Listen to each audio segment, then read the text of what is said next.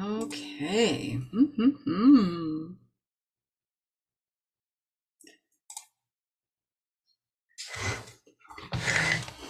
Here we go. Our second to last day. Welcome, welcome.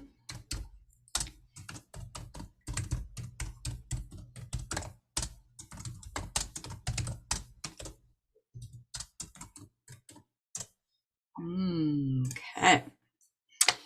We are in day 20 of 21 days to serial abundance. And we're going to talk about facing what you fear. Yep. So, hello, we are live. Oops, if I can spell. No, that's not what I wanted to do. Okay. There we go. Hi, welcome back to everyone who is joining for day 20. This is our second last day of 21 days to serial abundance. Your last day to bask in these energies. It doesn't have to be. Obviously, this is a great taste of what you're getting in Leading Edge Creator. This is a wonderful preamble to that.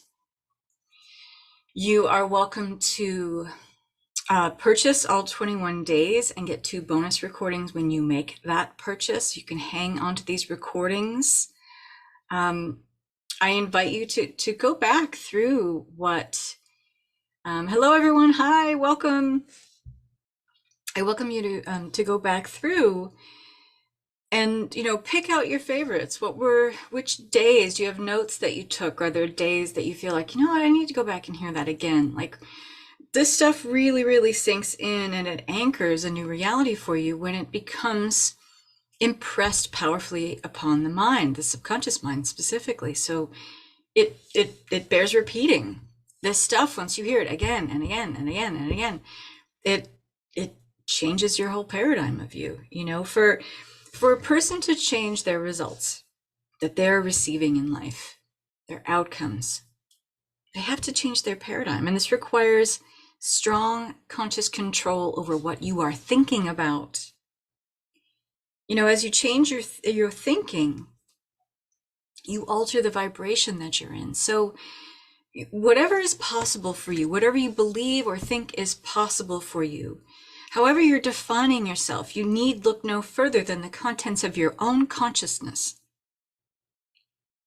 In other words, the paradigm of you, which is made up of the thoughts, the beliefs, the assumptions, the opinions you have about yourself, the attitude you have towards yourself and towards life as a whole.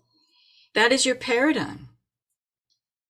And if you hope to change the results you're experiencing in your own life, you're going to have to change that paradigm. And an excellent way to start is to get conscious control over what you are thinking.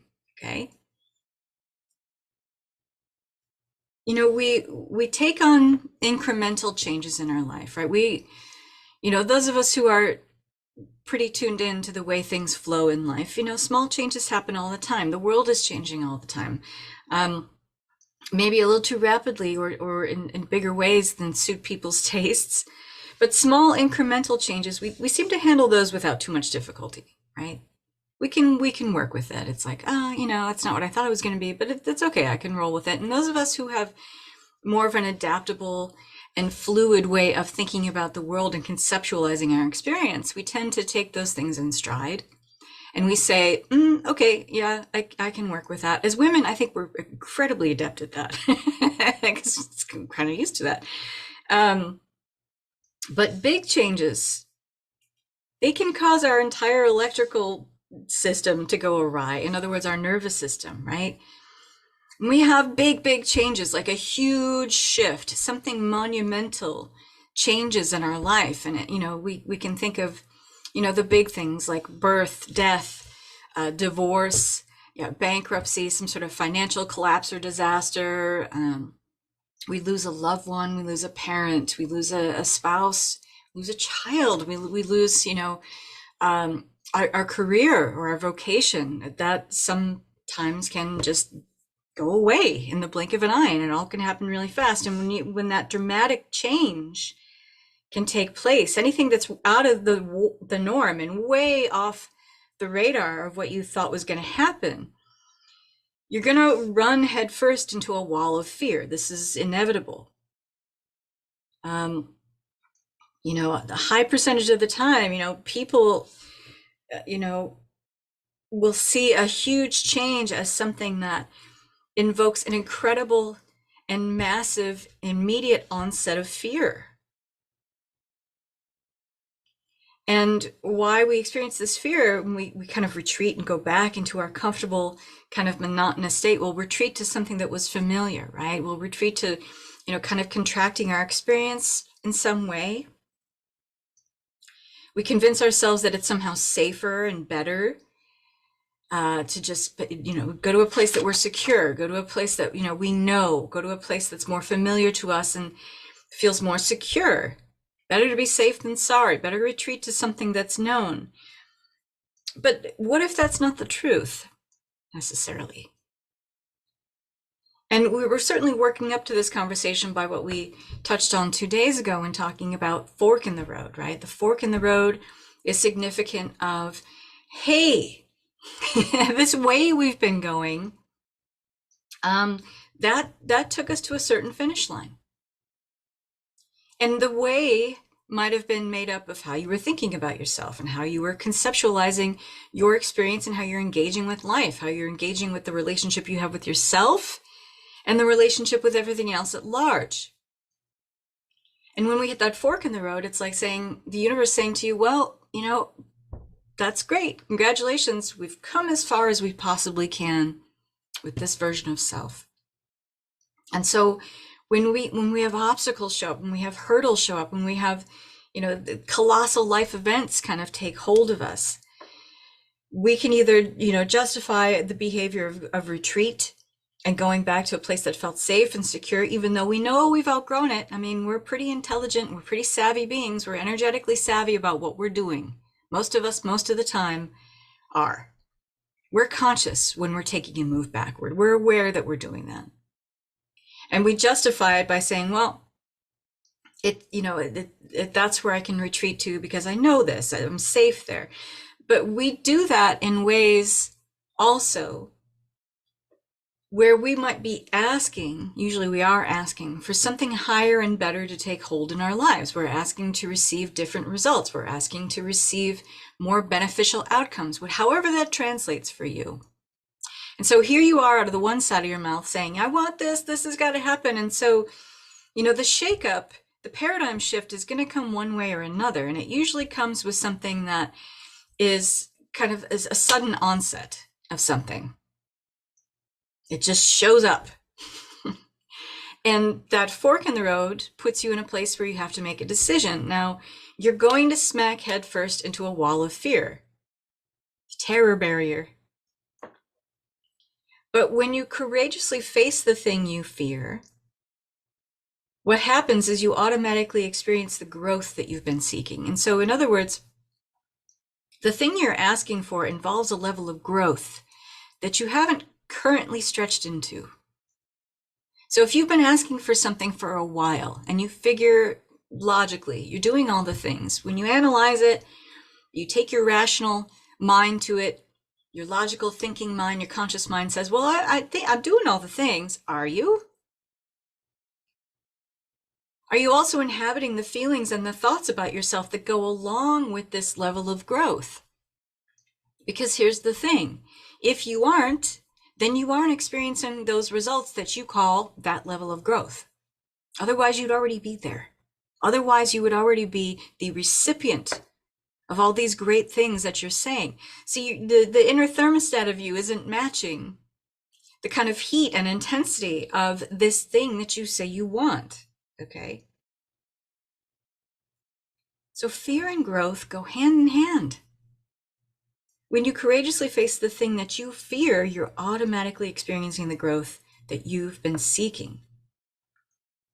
And it is in those moments when we are hitting that fork in the road, when that sudden onset of a different, you know, set of experiences or conditions or circumstances, that old conditioning kind of creeps in, prevents you from, you know, performing in a new way, treating that experience in a new way with a new level of mind.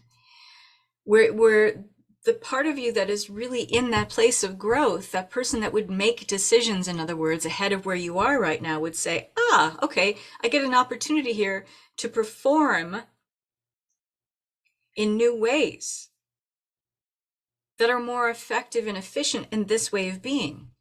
Instead of trying to retreat to the old self, I'm actually in a place of resistance to this new way of being. I'm not operating in a paradigm that jibes or gels or has the same kind of intensity, vibration of this new way of being.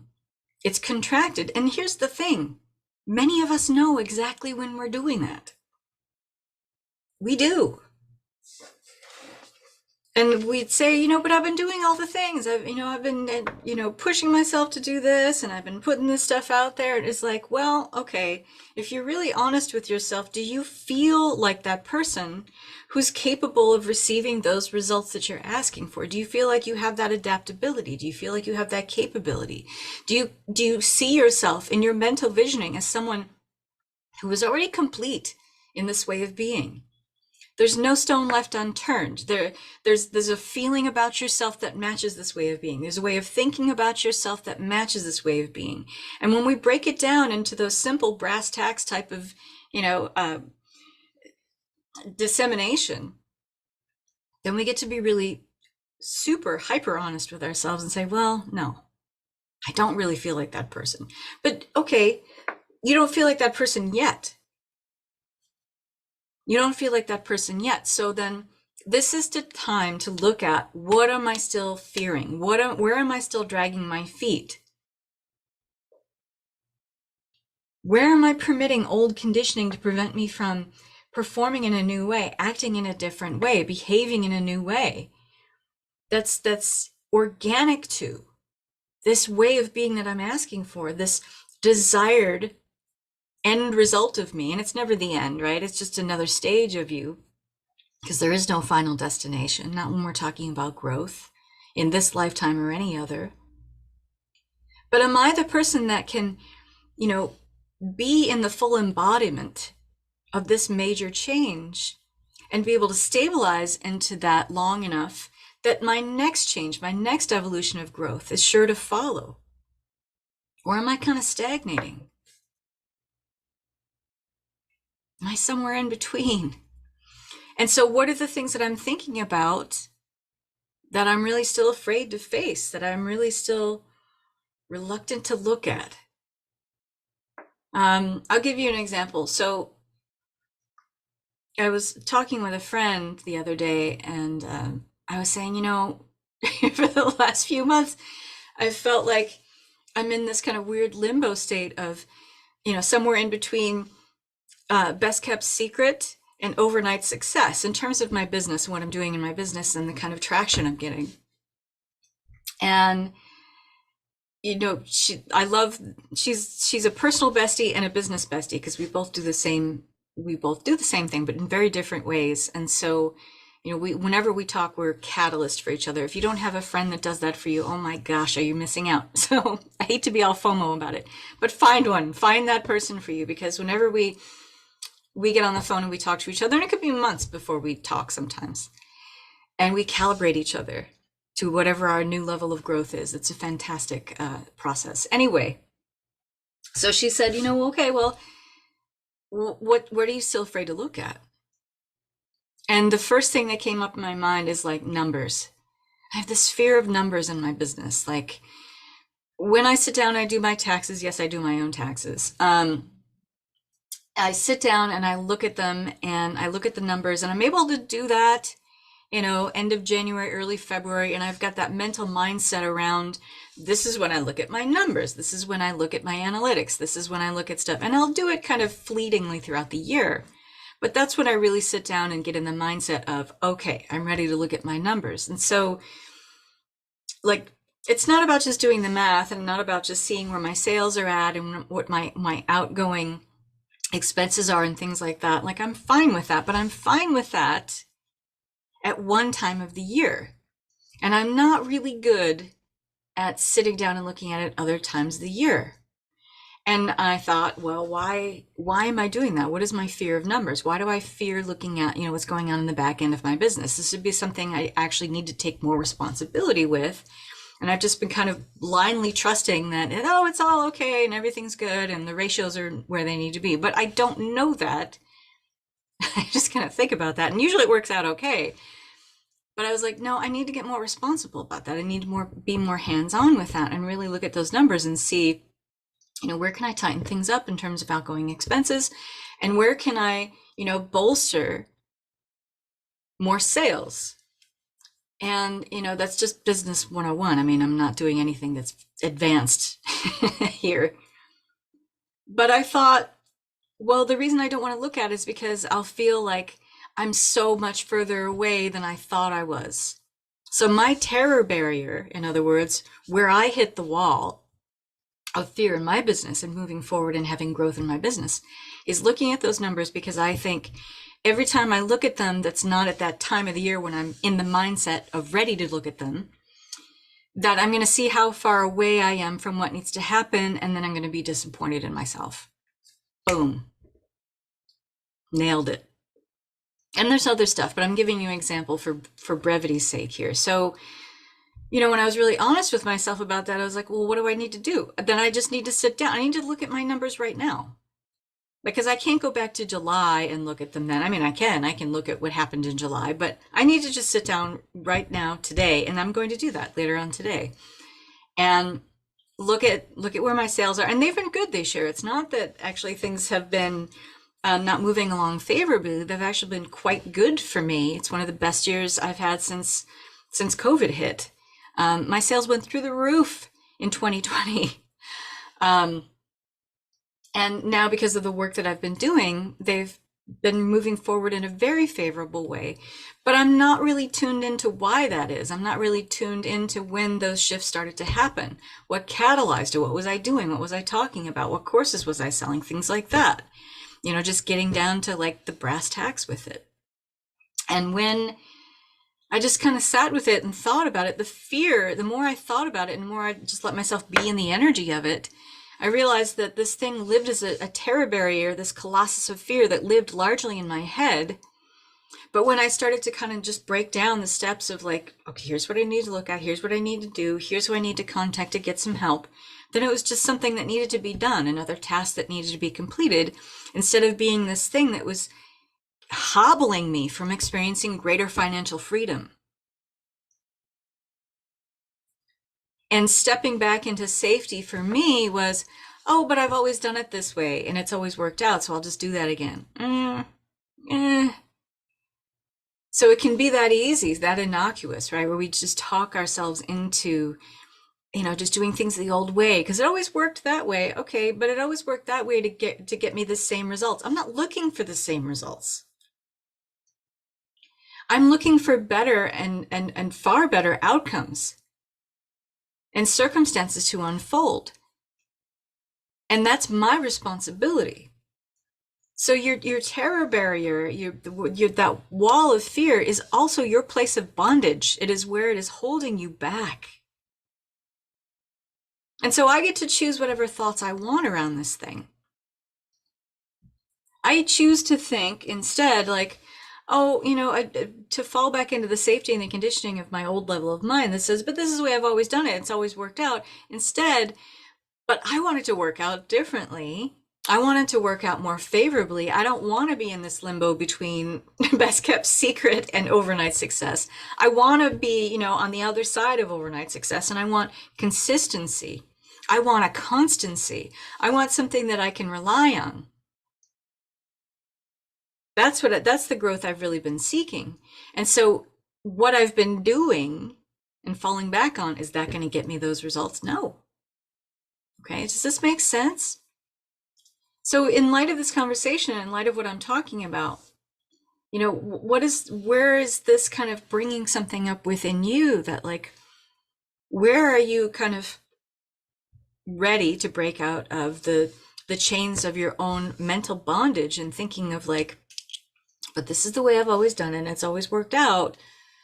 Okay. It's always worked out to get you a level of results that are kind of stationary, right? It's kind of like this limbo, it's static. But that goes against the movement of the universe itself. Nothing in the universe is static. So you're actually in resistance to growth by doing that.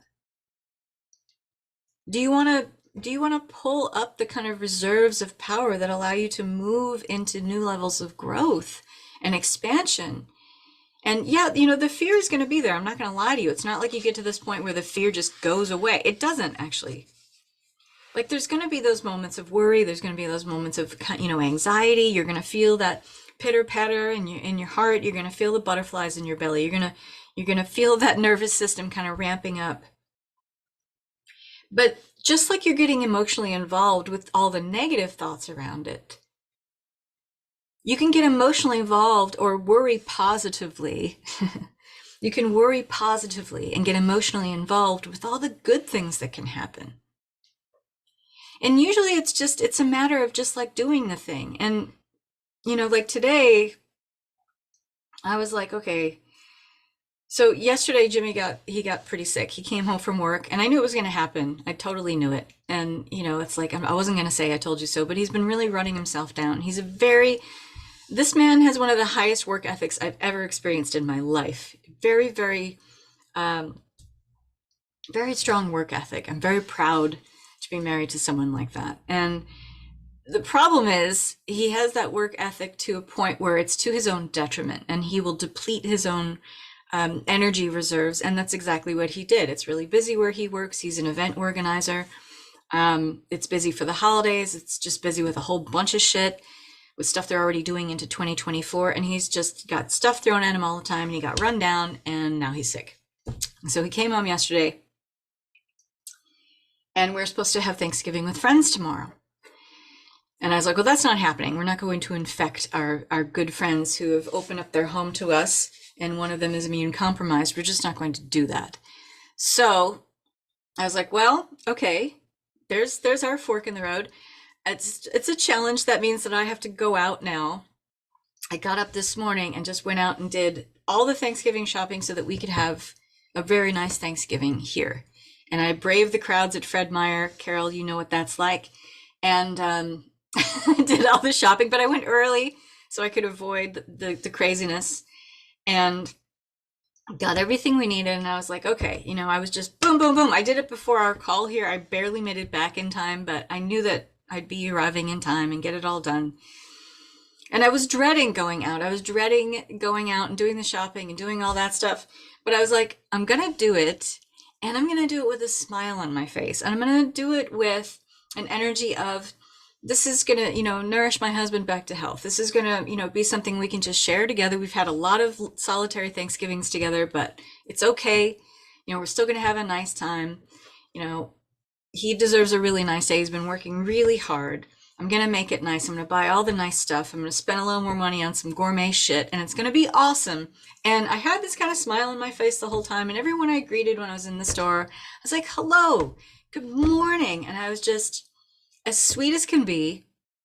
And everyone was really sweet to me. Everyone was really nice. Nobody is in that bizarre sense of urgency that just besets people in the holiday season.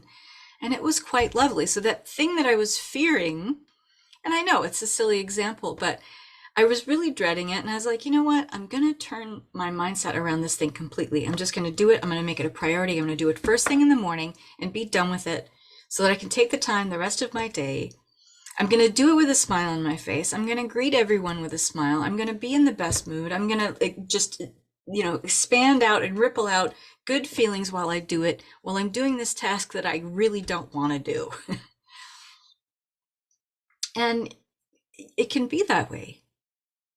Just like your go-to can be worry, fear, and anxiety, or your go-to when you're experiencing things that challenge you, that cause you to fear.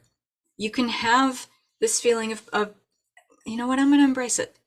I'm going to embrace it. And on the other side of it is growth. Of course it is. Of course it is. And the other side is a favorable outcome. And the other side is more time in my day to just do what I want to do. So I can hang out with Finn. We can have a nice walk in the park.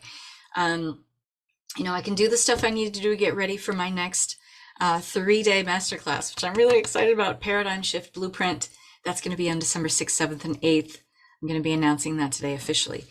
And I can do this every single day and still be in a place where, yeah, I'm going to face fears, might have a little anxiety about it at first, but that's just my off the cuff reaction. I don't have to marinate or languish in that energy. I can say, okay, I can count to 10 and deal with that conflict, interface with it for a second, count to 10, bring my attention back to the idea about me that I want to inhabit, the idea and the concept of me I want to embody.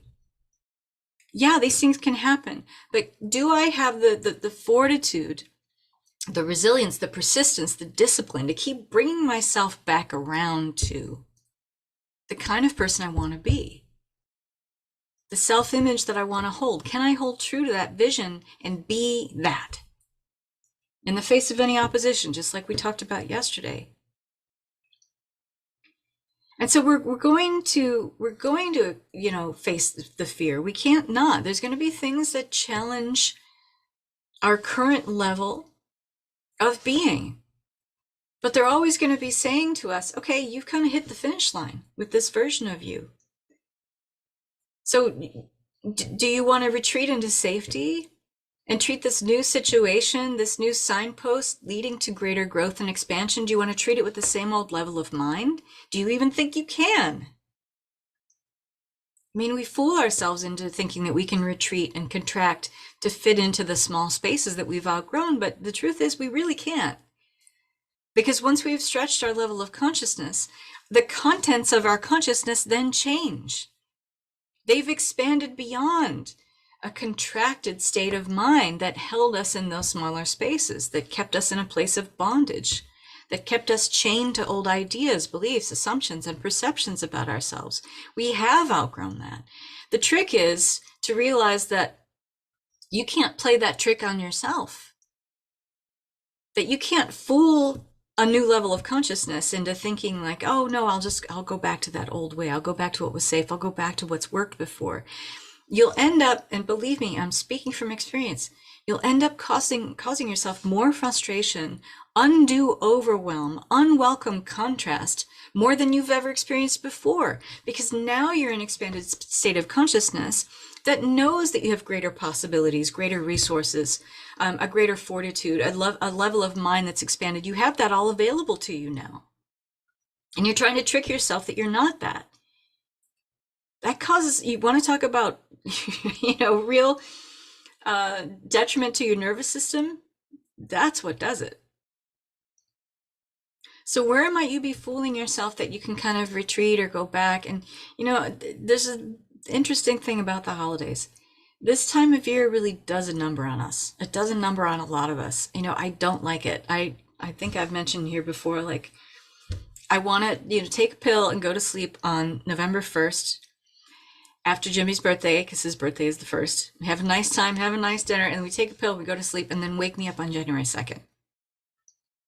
I'm not a fan of the holidays. I'm just not. I used to like them, but now I see them more as more of a fantasy and an illusion more than anything else. And I can't not see that. I don't know if that's attributed to my expanded level of consciousness, but I just see it as a weird cash grab for corporations. And I know, bah humbug, right? But I'm just like, yeah, it's just so ick. It's so ick. And so I do what I can. I try to put on a brave face for everyone else who's still having to experience it. It's a good thing I don't have kids, because I'd be a real Scrooge and a Grinch. But it's like I can't not see that. I can't not see that. So anyway, what's the fear? What's the fear that you're butting up against right now? And it might be that this holiday season is kind of bringing things up into high relief, high contrast, so that we're seeing things that maybe, we're able to kind of push away at the rest of the year. But it's all kind of tied up, the holidays, Thanksgiving and Christmas, it's tied up also with the end of the year. So we're doing a personal inventory, we're doing a life review, right? So it's like, to add insult to injury, not only do we have to deal with all the ick of the holidays, we're also dealing with a kind of inner ick of like, thinking about the things we didn't do, or the things that we didn't do in the way that was satisfactory to us, or we think that about the things that we did do and weren't satisfactory to us. It's kind of rolled up into this big icky ball of like, ugh. Right? It's intense, right, Carol? It's intense. Refreshingly relatable example. Yeah. So I want you to think about your own terror barrier right now. I want you to think about, that we can hit this kind of wall of fear when we're being presented with an opportunity for growth. And it may be the very thing that we've been asking to experience. That doesn't mean we're still going to not feel fear about it. We usually do. But when you're in that place of doubt and worry, I want you to understand the opposite of doubt and worry is understanding. It's understanding. So where can you move to a place of understanding why you're in the doubt and the worry? And really, it's about being curious. I think the best way to collapse, there's a couple really good ways, but to collapse that initial kind of pang or doubt and worry or fear when we're faced with something new, even if it's an opportunity for growth that we've been asking for, the best way to diffuse that bomb is to be in a place of curiosity. The other one is to just laugh at it, to be like, oh my God, okay, I can't believe this is happening.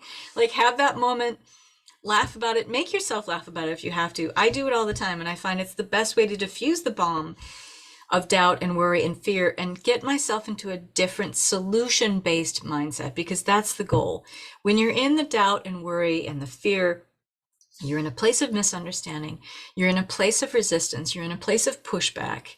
That is a problem-based level of mind. So when I say diffuse this bomb, I'm talking about what's the quickest route to moving into a solution-based level of mind. It's an understanding, and the best way to get there is curiosity. Okay, why do I have this much doubt and worry about this particular situation, even if it's something I'm asking for? On a conscious level, where am I, afraid to look at something? Where's that territory I have a fear to tread? So when you're in that place of understanding, it helps lead to an emotional state, which is faith.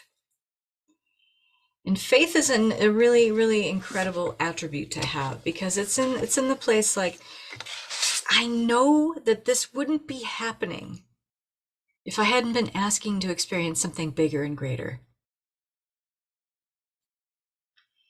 And faith is, I love this. If you've ever read Think and Grow Rich by Napoleon Hill, there's a wonderful chapter that he has on faith.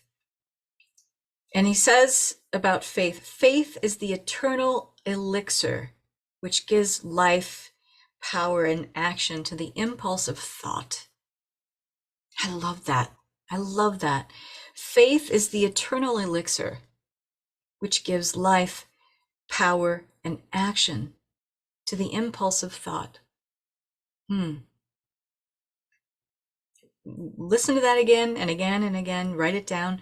Faith is the eternal elixir which gives life, power, and action to the impulse of thought.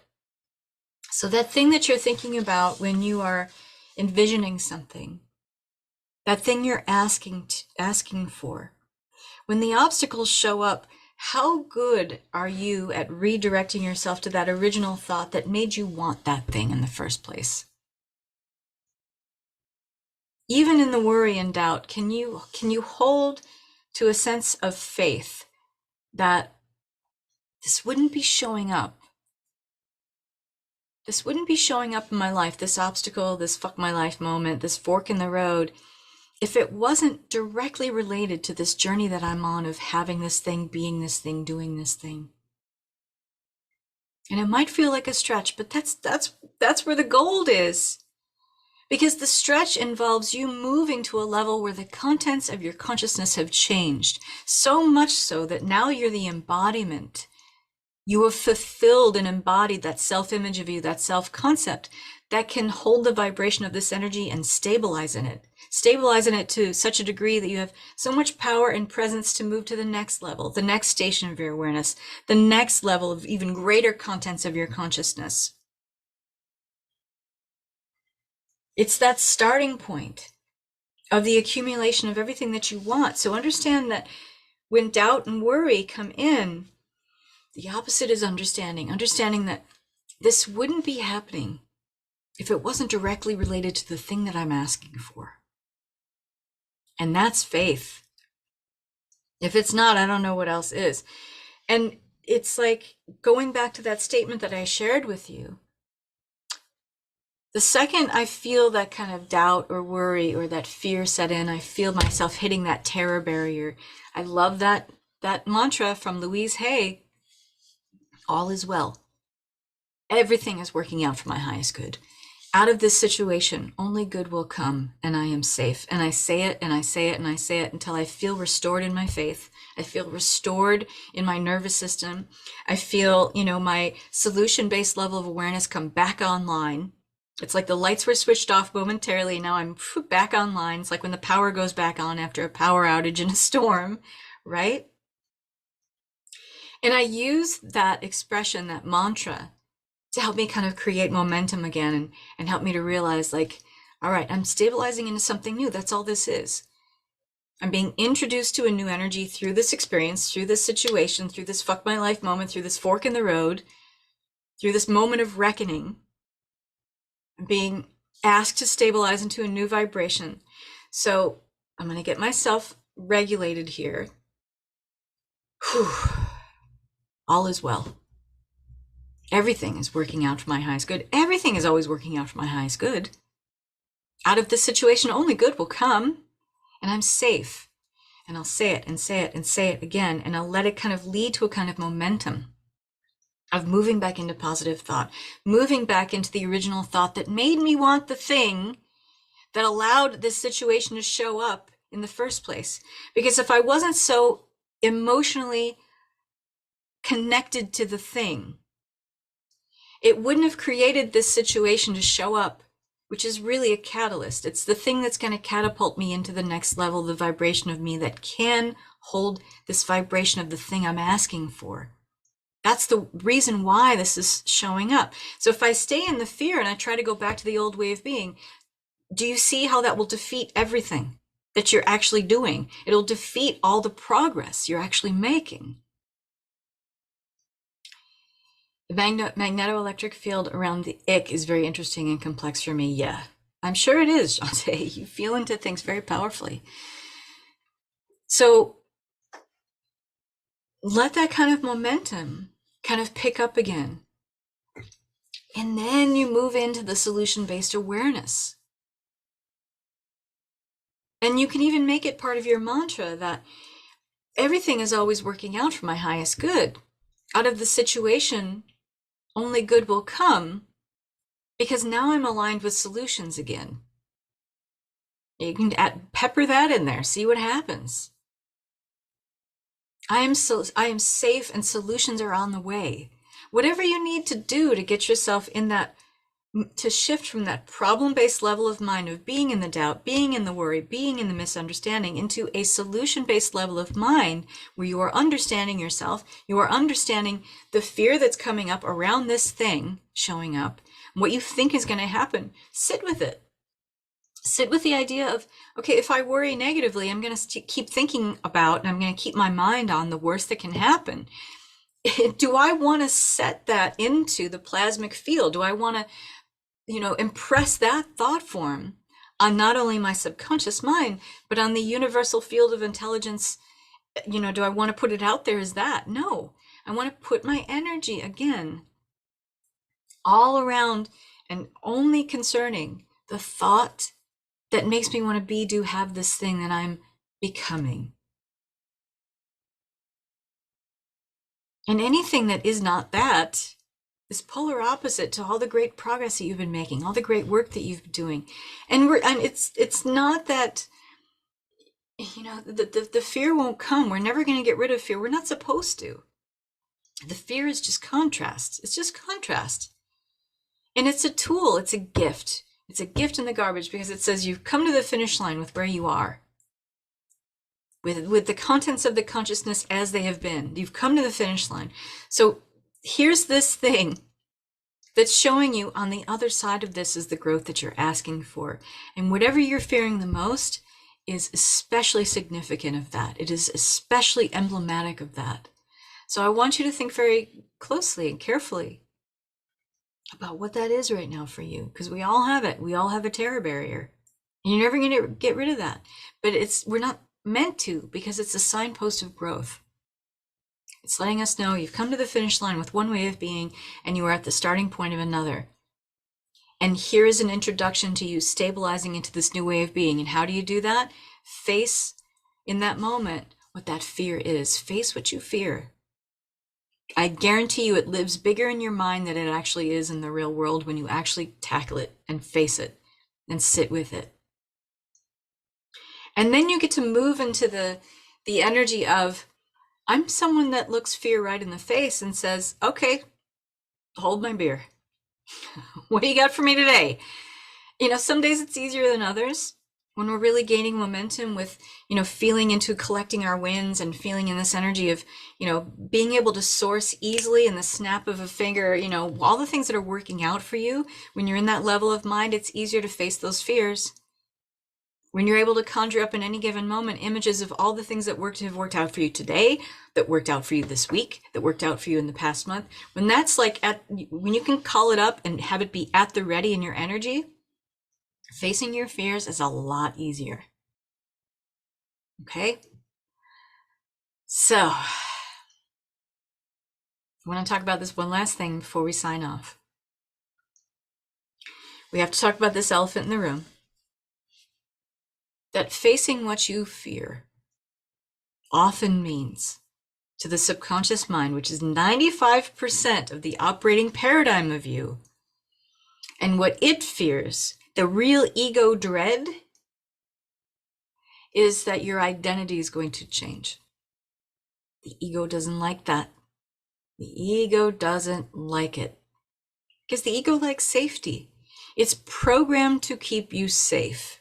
So anytime the apple cart gets tipped on that subconscious ability, that ego's ability to keep you safe, it's going to do a pretty aggressive workaround to make sure that whatever you're doing to try to tip that apple cart of the ego being in the driver's seat, it's going to make sure and do everything it can to not let that happen. So that's where procrastination sets in. That's where the doubt and worry is allowed to take over your energy and your thought processes. That's exactly where we start justifying the behaviors that lock us back down into where we've been. And remember, once the contents of your consciousness, and you've had a consciousness breakthrough, you've shifted to a higher awareness of you, you can never go back to the old you, but you will try, and the ego will try to convince you that you can. And it's a very seductive and powerful voice of reason, believe me. It will sound really reasonable. It's really great at making justifications and rationalizations that seem acceptable and truthful. I guarantee you they are not. Because the truth is, at the end of the day, no matter what, you can never go back to an old level of consciousness. You can never really go back to an old identity of you. And what's in store for you is more frustration and overwhelm if you try. And more than you'll ever know. And then you'll scratch your head and say, well, why am I getting I'm getting way more fuck my life moments than I've ever had. That's because you're trying to trick yourself into thinking, and you're buying into what the ego is selling you, that you can go back to an old way of being. You can't. And I'm telling you the truth, and I'm telling you from my own experience, because I really struggled with this. I had a really hard time with this. That 2 years ago, we're pretty much around the anniversary of my spiritual rock bottom, it was rooted in this kind of thinking. I'll just go back to what works. I'll go back to the Kath that I knew a year ago who had things working out. You can't go back to that version of you. And the ego will try to justify and rationalize and convince you that you can try. You can't.